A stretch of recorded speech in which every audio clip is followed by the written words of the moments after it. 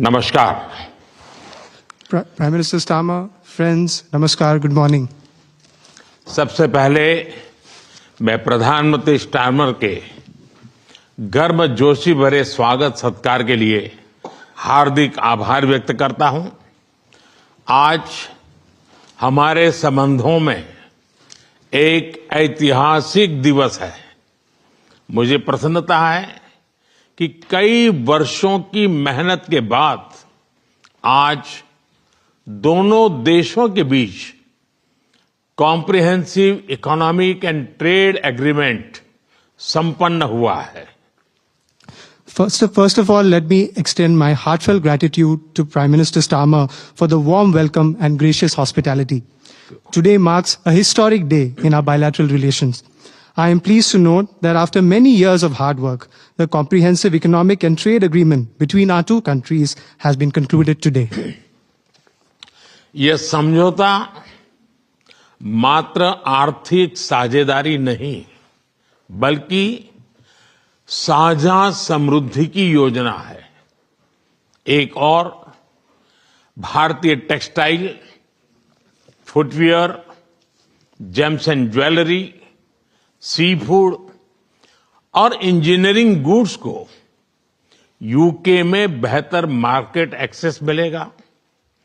भारत के agriculture produce और processed food industry के लिए यूके की मार्केट में नए अवसर बनेंगे। भारत के युवाओं, किसानों, मछुआरों और एमएसएमई सेक्टर के लिए यह समझौता विशेष रूप से लाभकारी सिद्ध होगा। वहीं दूसरी ओर भारत के लोगों और इंडस्ट्री के लिए यूके में बने प्रोडक्ट्स जैसे मेडिकल डिवाइसेस और एरोस्पेस पार्ट सुलभ और किफायती दरों पर उपलब्ध हो सकेंगे। This agreement does not merely pave way for economic partnership, but is also a blueprint for our shared prosperity. On the one hand, Indian textiles, footwear, gems and jewelry, seafood, engineering goods will get better market access in the UK. Indian agricultural products, processed food industry will find new opportunities in UK's market. This agreement will prove especially beneficial for India's youth, farmers, fishermen and MSME sector. On the other hand, people and industries in India will be able to access products made in the UK, such as medical devices and aerospace parts at affordable and attractive prices. इस समझौते के साथ ही double contribution convention पर भी सहमति बनी है। इसे दोनों के सर्विस सेक्टर, विशेषकर टेक्नोलॉजी और फाइनेंस के उसको एक नई ऊर्जा मिलेगी। ईज ऑफ डूइंग बिजनेस को गति मिलेगी। कॉस्ट ऑफ डूइंग बिजनेस घटेगा और कॉन्फिडेंस ऑफ डूइंग बिजनेस बढ़ेगा। साथ ही यूके की अर्थव्यवस्था को भारतीय स्किल टैलेंट मिलेगा। इन समझौतों से दोनों देशों में निवेश बढ़ेगा और रोजगार के नए अवसर बनेंगे। इतना ही नहीं, दो लोकतांत्रिक देशों और विश्व की दो बड़ी इकोनॉमीज के बीच हुए यह समझौते वैश्विक स्थिरता और समृद्धि को भी बल देंगे। Along with this agreement, we also have reached a consensus on the Double Contribution Convention. This will inject new energy into the service sectors of both countries, especially in technology and finance. It will promote ease of doing business, reduce cost of doing business, and increase the confidence of doing business. Additionally, UK's economy would benefit from India's skilled talent. These agreements will enhance investments and generate new employment opportunities in both countries. Moreover, as agreements reached between two democracies and two of the world's major economies, they will lend support to global stability and global prosperity. Friends, अगले दशक में हमारी comprehensive strategic partnership को नई गति और ऊर्जा देने के लिए विजन 2035 जारी किया जा रहा है।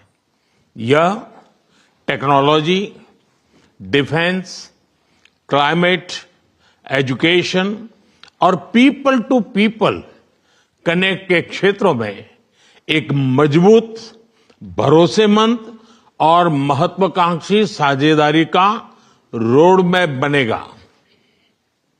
Friends, to give new momentum and energy to our comprehensive strategic partnership in the coming decade, today we are launching our Vision 2035.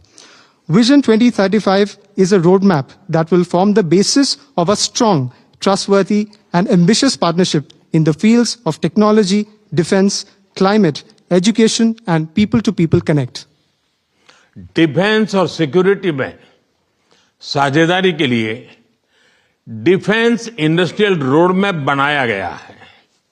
हमारी टेक्नोलॉजी सिक्योरिटी इनिशिएटिव को और मजबूत करने पर काम किया जाएगा। It is our commitment that from AI to critical minerals, semiconductors to cyber security, we shall create the future together. A defense industrial roadmap has also been drawn up for partnership in defense and security. Work will continue on strengthening our technology security initiative. It is our commitment that from AI to critical minerals, from semiconductors to cybersecurity, we shall create the future together. Friends, शिक्षा के क्षेत्र में भी दोनों देश मिलकर एक नया चैप्टर लिख रहे हैं। यूके की 6 यूनिवर्सिटीज भारत में कैंपस खोल रही हैं। पिछले हफ्ते ही भारत के गुरुग्राम शहर में साउथ हैम्पटन यूनिवर्सिटी कैंपस का उद्घाटन हुआ है। Friends, in the field of education too, we are writing a new chapter together. 6 universities of the UK are opening their campuses in India. Just last week, the University of Southampton inaugurated its campus in the city of Gurugram in India. Friends, Pahalgam में हुए आतंकवादी हमले की कठोर निंदा के लिए हम प्रधानमंत्री स्टारमर और उनकी सरकार का आभार व्यक्त करते हैं। हम एक मत हैं कि आतंकवाद के खिलाफ लड़ाई में दोहरे मापदंडों का कोई स्थान नहीं है। हम इस बात पर भी सहमत हैं कि एक्सट्रीमिस्ट विचारधारा वाली शक्तियों को डेमोक्रेटिक फ्रीडम का दुरुपयोग नहीं करने दिया जा सकता। Those who misuse democratic freedoms to undermine democracy itself must be held account. Economic offenders के प्रत्यार्पण के विषय पर भी हमारी एजेंसी सहयोग और समन्वय से काम करती रहेगी। Friends, we thank the Prime Minister and his government for strong condemnation of the terrorist attack in Pahalgam. We are united in the belief that there is no place for double standards in the fight against terrorism. We also agree that the forces which espouse extremist ideologies should not be allowed to misuse democratic freedoms. Those who misuse democratic freedoms to undermine democracy itself must be held to account. Our security agencies will continue to enhance cooperation and coordination on matters such as the extradition of economic offenders. Friends, Indo Pacific में शांति और स्थिरता, Ukraine में चल रहे संघर्ष और पश्चिम Asia की स्थिति पर हम विचार साझा करते रहे हैं। हम जल्द से जल्द शांति और स्थिरता की बहाली का समर्थन करते हैं। सभी देशों की संप्रभुता और क्षेत्रीय अखंडता का सम्मान अनिवार्य है। आज के युग की मांग विस्तारवाद नहीं, विकासवाद ही है। Friends, we have continued to exchange views on peace and stability in the Indo-Pacific, the ongoing conflict in Ukraine, and the situation in West Asia. We support early restoration of peace and stability. Respect for sovereignty and territorial integrity of all countries is essential. Today's era demands development, not expansionism. Friends, पिछले महीने अहमदाबाद में हुई दुर्घटना में मारे गए लोगों में कई यूके के नागरिक भाई बहन भी थे। उनके परिवार वालों के प्रति हम संवेदनाएं प्रकट करते हैं। यूके में रहने वाले भारतीय मूल के लोग हमारे संबंधों में एक लिविंग ब्रिज का काम करते हैं।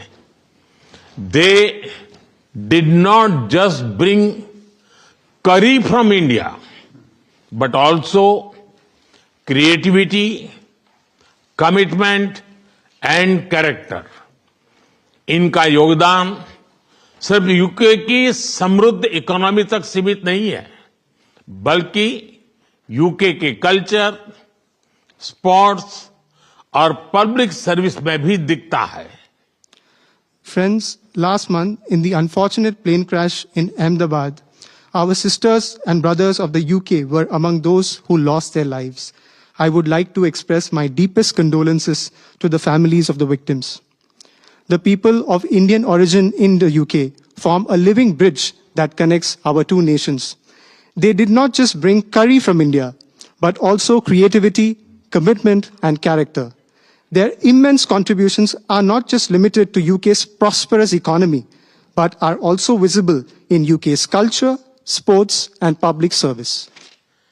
फ्रेंड्स, जब भारत और यूके मिले और वह भी टेस्ट सीरीज के दौरान, तो क्रिकेट का उल्लेख तो करना ही पड़ता है। For both of us, cricket is not just a game, but a passion, and also a great metaphor for our partnership. There may be a swing and a miss at times, but we always play with a straight bat. We are committed to building high-scoring solid partnership. आज संपन्न हुए समझौते और vision 2035 इसी spirit को आगे बढ़ाने वाले माइलस्टोन है। Friends, I would be remiss not to mention cricket when India and the UK are coming together, especially during a test series. For both of us, cricket is not just a game, but a passion. And also a great metaphor for our partnership. There may be a swing and a miss at times, but we always play with a straight bat. We are committed to building a high-scoring, solid partnership. The agreements concluded today and Vision 2035 are milestones which advance this very spirit.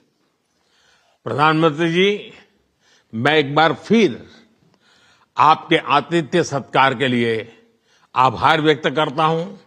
मैं आपको भारत यात्रा करने का निमंत्रण भी देता हूं और आशा करता हूं कि हमें शीघ्र ही भारत में आपका स्वागत करने का अवसर मिलेगा। बहुत बहुत धन्यवाद। Prime Minister, I thank you once again for your warm hospitality. I would also like to take this opportunity to extend an equally warm invitation to you to visit India. I am eagerly looking forward to hosting you in India very, very soon. Thank you.